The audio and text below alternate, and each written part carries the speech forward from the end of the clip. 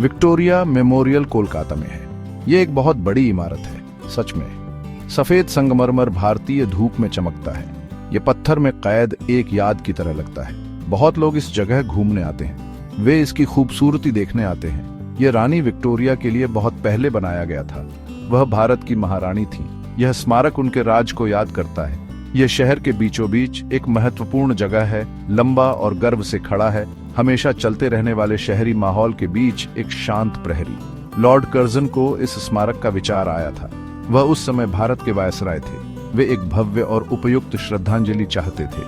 महारानी के लिए एक श्रद्धांजलि, इसे एक ऐतिहासिक संग्रहालय भी बनना था, अतीत को याद करने की जगह। इमारत खुद एक कहानी कहती है, साम्राज्य और कला की कहानी। यह एक बहुत बड़ा प्रोजेक्ट था, जिसके लिए विशाल भारतीय उपमहाद्वीप के कई लोगों से भारी संसाधन और समर्पण की आवश्यकता थी। 20वीं सदी की शुरुआत में इसकी कल्पना की गई थी। रानी विक्टोरिया का 1901 में निधन हो गया था। एक शानदार स्मारक की इच्छा प्रबल हो गई। यह उनके लंबे शासन का प्रतीक होगा।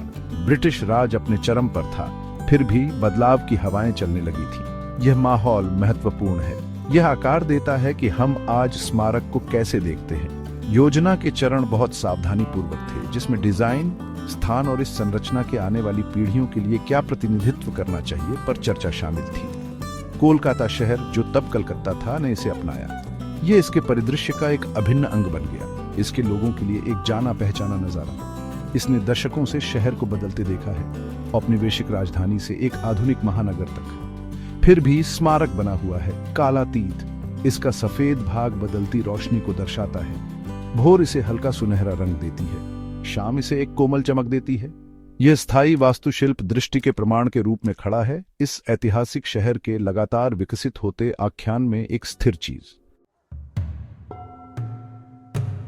ये जो मेमोरियल है ना, ये एक स्पेसिफिक टाइम में बना था, 1900 के शुरुआती सालों में। उस समय ब्रिटिश एम्पायर बहुत पावरफुल था, पूरी दुनिया में उनका राज था।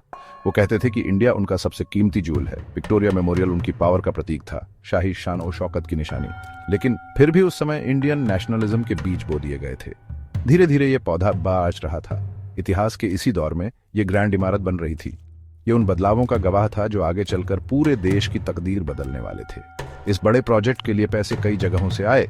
भारतीय राजाओं और लोगों ने पैसे दिए।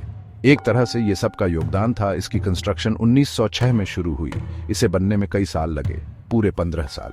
कारीगर और मजदूर दिन रात काम करते रहे, पत्थरों को तराश कर एक एक करके जोड़ते गए। सोचो, उस समय कंस्ट्रक्शन की आवाजें कैसी रही होंगी। छेनी और हथौड़ों की आवाजें। संगमरमर से बना एक सपना धीरे धीरे आकार ले रहा था, एक ऐसे दौर में जब दुनिया तेजी से बदल रही थी। इस आर्किटेक्चरल स्टाइल को इंडो सैरासेनिक कहते हैं। सर विलियम एमरसन इसके चीफ आर्किटेक्ट थे। वो एक मशहूर ब्रिटिश आर्किटेक्ट थे। उनका विजन अलग अलग स्टाइल्स को मिक्स करना था।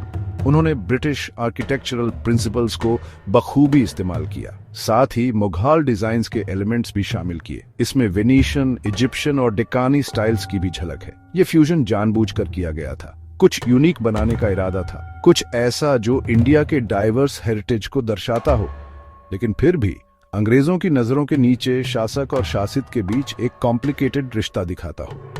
मैक्राना मार्बल को चुना गया। ये राजस्थान से लाया गया था। ये मार्बल अपने प्योर व्हाइट कलर के लिए फेमस है। इसमें एक अलग ही चमक होती है। ऐसा लगता है जैसे ये अंदर से चमक रहा हो। ताजमहल भी इसी मार्बल से बना है। ये चॉइस बहुत इंपॉर्टेंट थी। ये मेमोरियल को इंडिया के आर्किटेक्चरल वंडर से जोड़ता है।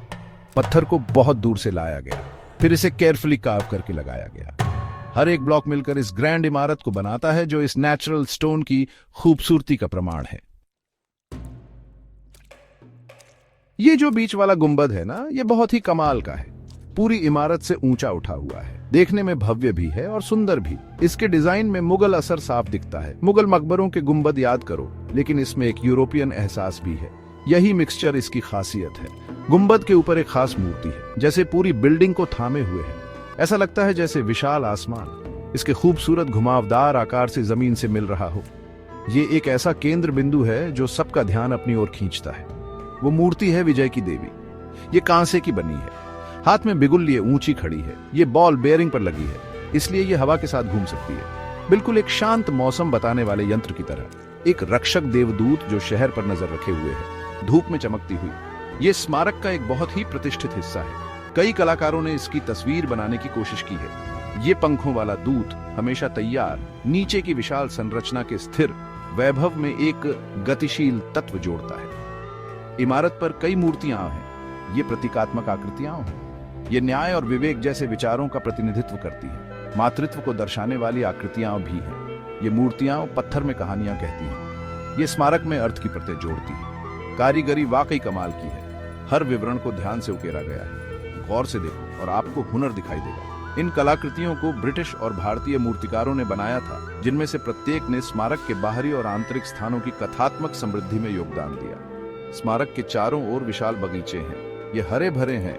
ये एक शांतिपूर्ण पलायन प्रदान करते हैं। शांत सैर और चिंतन के लिए एक जगह। औपचारिक लेआउट आमतौर पर ब्रिटिश है, लेकिन पेड़ और फूल बहुत भारतीय हैं। बगीचों में पानी के कुंड हैं।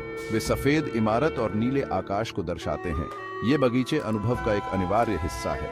वे फाटकों के ठीक बाहर भीड़ भाड़ वाले शहर के साथ एक सुंदर विपरीतता पैदा करते हैं, जिससे शांति और प्रकृति के साथ संबंध बनता है। विक्टोरिया मेमोरियल बस एक स्मारक नहीं है, ये एक म्यूजियम भी है, और बहुत इंपॉर्टेंट वाला। इसके बड़े बड़े हॉल्स में हिस्ट्री प्रिजर्व की गई है। यहाँ पेंटिंग्स से भरी गैलरीज हैं। ये क्वीन विक्टोरिया की लाइफ के सीन्स दिखाती हैं, और उस टाइम के इंडियन हिस्ट्री के भी। यहाँ स्टैच्यूज, मैन्युस्क्रिप्ट्स और दूसरे आर्टिफैक्ट्स भी हैं। ये सीखने की जगह है। बहुत सारे स्टूडेंट्स और स्कॉलर्स यहाँ आते हैं। वो कलेक्शन स्टडी करते हैं, उस इंपॉर्टेंट टाइम के बारे में जानकारी ढूंढते हैं जिसने मॉडर्न इंडिया को शेप दिया। 1947 में इंडिया को इंडिपेंडेंस मिलने के बाद इसका मीनिंग बदलना शुरू हो गया। ये कभी ब्रिटिश कॉलोनियल पावर का सिंबल था, अब इसे अलग नजरिए से देखा जाता है। ये इंडिया के रिच हेरिटेज का पार्ट है, एक कॉम्प्लेक्स पास्ट की याद। ये आर्किटेक्चरल स्किल का प्रमाण है और नेशन के हिस्टोरिकल जर्नी का भी। ये एक लैंडमार्क है जो सभी इंडियंस का है। कोलकाता में इसकी मौजूदगी अनमोल है। ये अलग अलग टाइम और हिस्ट्री के अलग अलग पर्सपेक्टिव्स के बीच एक ब्रिज का काम करता है। आज यह कोलकाता का फेवरेट आइकन है। हर तरह के लोग यहाँ विजिट करते हैं। फैमिलीज इसके गार्डन्स में पिकनिक्स के लिए आते हैं। कपल्स इसके पैथवेज पर स्ट्रोल करते हैं। टूरिस्ट्स इसकी ग्रैंडियर देखकर मार्वल करते हैं। ये काउंटलेस फोटोग्राफ्स का बैकड्रॉप है, एक जगह जहां हर रोज मेमोरीज बनती हैं। यहाँ इवेंट्स और एग्जीबिशंस होते हैं। ये एक वाइब्रेंट कल्चरल हब है। ट्वाइलाइट स्काई में इसका सिलुएट एक टिपिकल कोलकाता सीन है, जो सिटी की कलेक्टिव कॉन्शियसनेस और आइडेंटिटी में गहराई से समाया हुआ है। विक्टोरिया मेमोरियल आज भी प्राउड खड़ा है।